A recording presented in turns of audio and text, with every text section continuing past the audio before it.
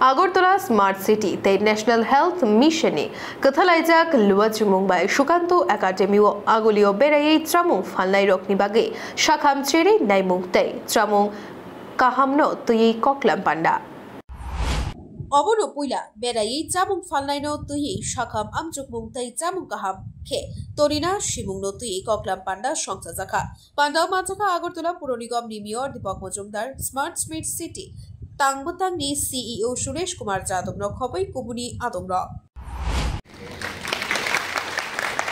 আজকের এই কর্মসূচি বা অনুষ্ঠান বিষয়ে আমাদের স্মার্ট সিটি যিনি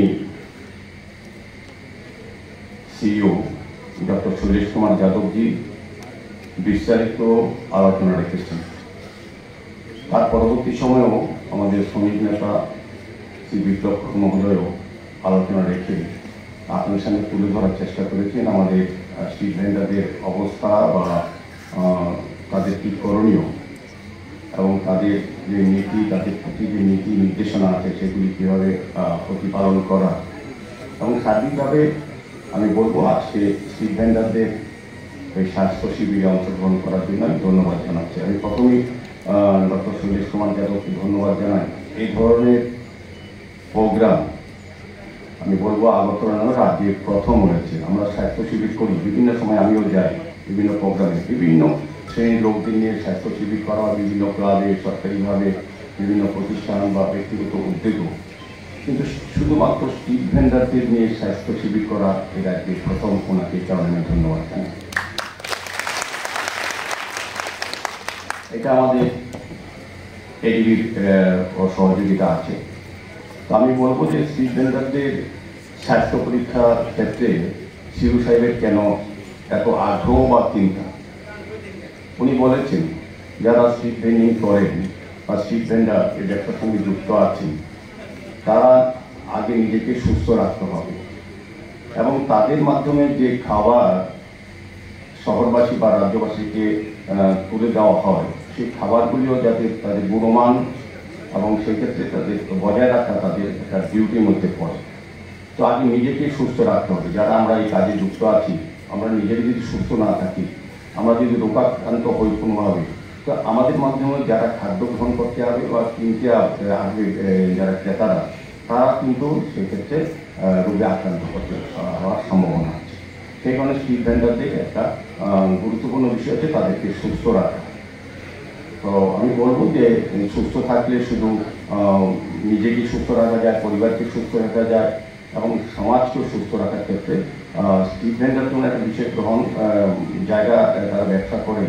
আমাদের এমন বড় বড় ব্যবসায়িক প্রতিষ্ঠান আছেন, খাদ্যের দোকান আছে, বিভিন্নভাবে বড় বড় আঙ্গিকে তারা ব্যবসা করে, কিন্তু একটা বহু অংশের ক্রেতা আছেন যারা আপনাদের থেকে তারা জিনিস ক্রয় করে, বিশেষ করে খাদ্য সামগ্রী। সেক্ষেত্রে আপনাদের অনেক বেশি সচেতন থাকা উচিত, নিজেকে সুস্থ রাখা এবং যে খাবার পরিবেশন করে তার গুণগত মান ঠিক রাখা, যাতে অন্যরা পরবর্তী সময় অসুস্থ না হয়, সবাই যাতে সুস্থ থাকে। তা আমাদের শহরে প্রায় 3100 জন স্ট্রিট ভেন্ডার আছেন রেজিস্ট্রেকৃত। তো আমার মনে আছে আমাদের যখন একটা মেয়র কনফারেন্স ছিল অল ইন্ডিয়া, তখন আমিও গিয়েছিলাম, আমাদের সিইও সাহেবও গিয়েছিলেন। এখানে প্রধানমন্ত্রী সরাসরি বলেছিলেন যে আমাদের শহরের জন্য 10,000, আমাদের রাজ্যের জন্য 10,000 স্ট্রিট ভেন্ডারের প্রধানমন্ত্রী স্বনিধি যোজনায় 10,000-কে দেওয়ার জন্য বলেছে।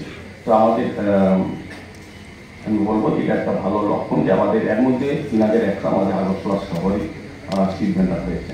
আমাদের স্ট্রিট ভেন্ডারদের জন্য অনেক চিন্তাভাবনা আছে, বিশেষ করে এটা যে বিপ্লব অনেকটা বলেছেন নিয়মের মধ্যে ব্যবসাটা করতে হবে। তাদের যেমন 4 ফুট বা 4 ফুট 4 বা 6 ফুট পরিমাপে তাদের ব্যবসার এই যে জায়গাটা তৈরি করতে হবে এবং এটা 4 চাকা থাকতে হবে যাতে এটাকে মুভমেন্ট করা হয়।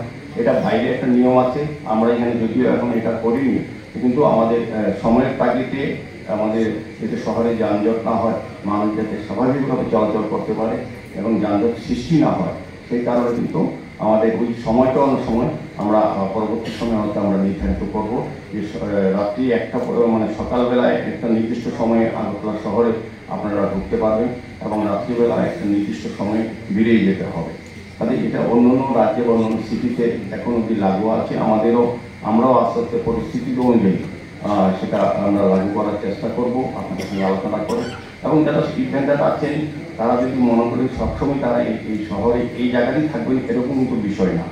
আমাদের দিন দিন আমাদের শহর লোক সংখ্যা বাড়ছে, আমাদের প্রয়োজনে বিভিন্ন প্রান্ত থেকে সাব ডিভিশন ডিস্ট্রিক্ট থেকেও বিভিন্ন আগরতলা শহরে স্বাস্থ্য হোক, ব্যবসা হোক, পর্যটন হোক, বিভিন্ন কাজে তারা শহরে আসেন। শহরের রাস্তাকে ব্যবহার করেন, শহরকে ব্যবহার করেন বিভিন্ন পর্যায়ে। তাতে সেই অনুযায়ী গাড়ির সংখ্যা বেড়েছে, টু হুইলার ফোর হুইলার সংখ্যা বেড়েছে।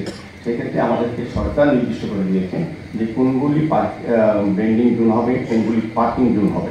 তো আমাদের পার্কিংয়ের ব্যবস্থা যেমন রাখতে হবে, সঙ্গে সঙ্গে বেন্ডিং জোনের যে ব্যবস্থা আমরা করেছি কিছু কিছু জায়গায়।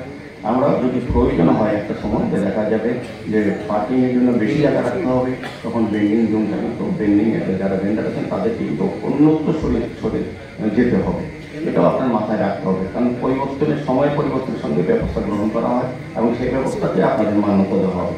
এখন পর্যন্ত আমাদের সরকার, আমাদের পৌর নিগম স্মার্ট সিটি চাইছি আপনারা সুন্দরভাবে স্বাস্থ্যসম্মতভাবে ব্যবসা করুন। আপনাদের পরিবেশিত খাদ্য যাতে স্বাস্থ্যসম্মত গুণগত মান থাকে, যাতে আপনাদের এই খাওয়া গ্রহণ করে যাতে সবাই সুস্থ থাকে, এবং আপনারা যারা এই ভেন্ডাররা আছেন তারাও যাতে সুস্থ অবস্থায় এই ব্যবসার সঙ্গে যুক্ত হন। কারণ আপনাদের সুস্থতার সঙ্গে এটা অনেকটাই নির্ভর করে যারা ক্রেতা তাদের সুস্থ থাকার ক্ষেত্রে। তো আমি আশা করব যে আমাদের পিএম স্বনিধি যে প্রকল্প, যে ভেন্ডারদের জন্য যে প্রকল্প, যে কাজগুলি আমাদের এখানে লক্ষ্য করা যাচ্ছে, আমাদের যে 3100 জন যারা ভেন্ডার আছেন তারা সবাই কিন্তু নিয়মিত বাকি টাকাগুলি যেগুলি ব্যাংকের মাধ্যমে, এখানে ব্যাংকের পরিষেবা দেওয়ার বাধ্যতামূলক আছে, ছেলে আমরা রোহিত 10,000 টাকা করে সরকার এটা ব্যবস্থা করেছেন ব্যাংকের মাধ্যমে। যারা 10,000 টাকা পরে পরিশোধ করবেন তারা 20,000 পাবেন, 20,000 পর 50,000 পাবেন। সেভাবে আপনাদের ব্যবসা বৃদ্ধি করতে পারবেন। কিন্তু অনেকেই 10,000 নেওয়ার পর আর জমা দিতে চায় না, এটা একটা প্র্যাকটিস। সেই জায়গাটা আপনাদের যারা নেতৃত্বরা আছেন, বিপ্লববাবু অনেক সময় চেষ্টা করেন আপনার সঙ্গে আলোচনা করেন, উনি এখনও বলেছেন আলোচনা।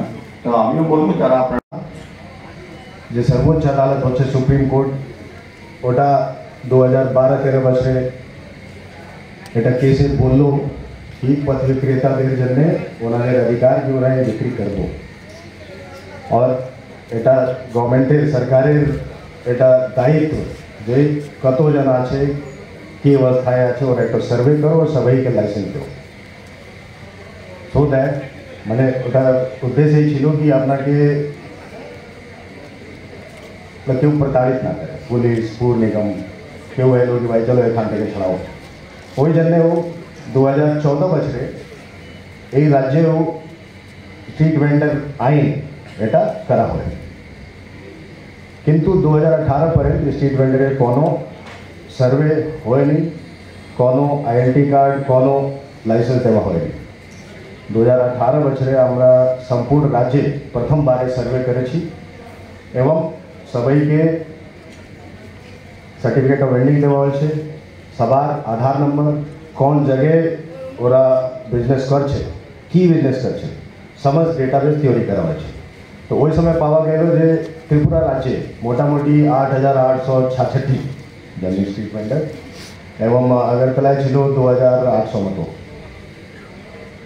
তো ওই সার্ভে পরেও वो सर्वे के रिपोर्ट के এটা ফর ক্লেমস অ্যান্ড অবজেকশন প্রকাশিত করা হয়েছিল প্রত্যেক অফিসের ওয়েবসাইটে, যে কেউ কে ক্লেম অবজেকশন থাকে, কেউ নকলি লোক ঢুকে গেছে, কেউ যে জেনুইন কেস আছে ওরা ছাড়ে গেছে, ছুটে গেছে।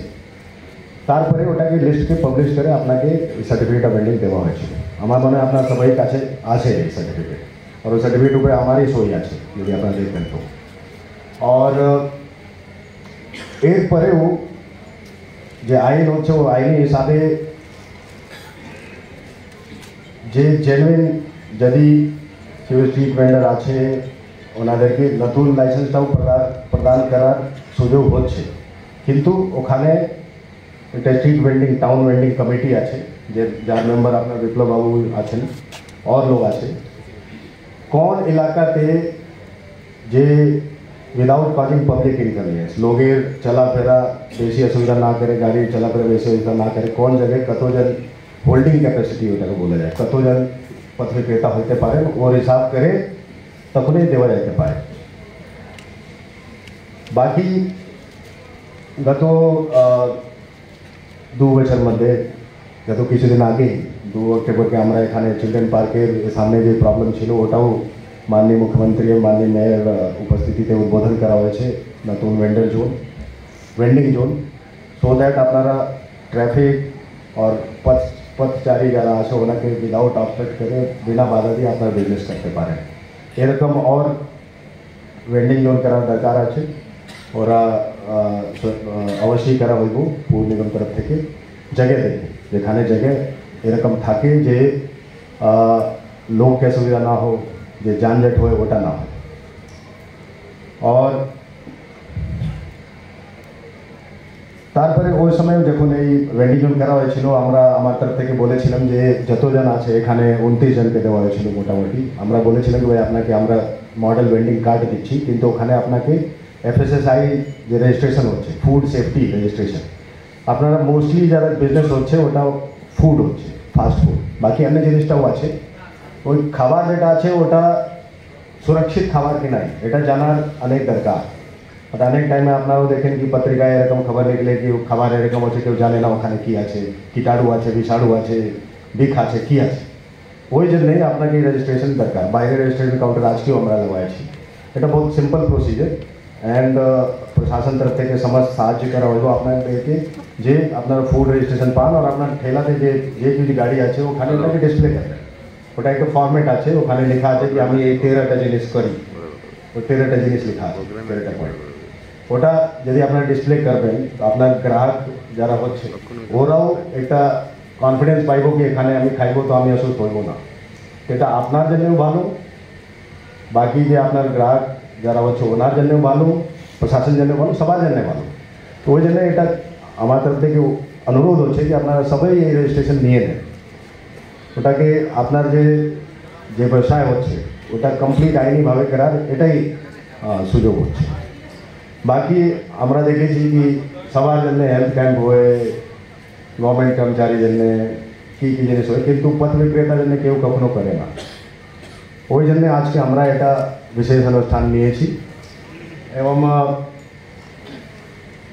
এটা এশিয়ান ডেভেলপমেন্ট ব্যাংক এডিবি যারা হচ্ছে ওই রাজ্য সরকারকে অনেকগুলি টাকা সাহায্য দিয়েছে যে যতগুলি আপনারা দেখছেন এই শহরে এখন যে ড্রেন নির্মাণ করা হচ্ছে রাস্তা নির্মাণ করা হচ্ছে ওই সমস্ত এডিবি প্রজেক্ট থেকেই করা হচ্ছে ওর সঙ্গেই এশিয়ান ডেভেলপমেন্ট ব্যাংক বললো কি আপনার যে স্ট্রিট ভেন্ডার আছে ট্যুরিস্টকে যে দেখে লোককে একটা ক্যাপাসিটি বিল্ডিং মানে ওনার ক্ষমতা বর্ধন করতে হইব ওই জন্য আজকে এই প্রোগ্রাম আমরা করেছি এটা program basically Asian Development Bank तरफ থেকে করা হচ্ছে এবং কিছু এক্সপার্ট আমরা বাইরে থেকে আনেছি যারা আপনাদেরকে বুঝাবো কি ফুড সেফটি কেন দরকার যে খাদ্য সুরক্ষা কেন দরকার আপনারা বুঝতে পারবেন আমি তো আমার যতগুলি আমি বুঝে আমি বলে দিয়েছি এবং হেলথ আপনার হেলথ অনেক ইম্পর্টেন্ট আপনারা যদি খাবার বিক্রি করছেন আপনি যদি স্বয়ং অসুস্থ থাকেন তো খাবার মধ্যেও অসুস্থতা ঢুকে যাবে ওই জন্যে এটা এই দুটা জিনিস একটা ইকट्ठा করে এটা করা হয়েছে তো আমার এটাই অনুরোধ থাকবো আপনারা রেজিস্ট্রেশন করে নেবেন ভালো করে এবং এখানে আমার মানে 2 ঘন্টা ওরা কিছু বুঝাবো কি কি করার দরকার ওখানে আপনারা এরপরে ইমিডিয়েটলি এখান থেকে যাইবেন না ওটা শুনে যাবেন আপনার কাজে লাগবে আমরা প্রথমবারে এরকম ব্যুরো রিপোর্ট খুম্পই।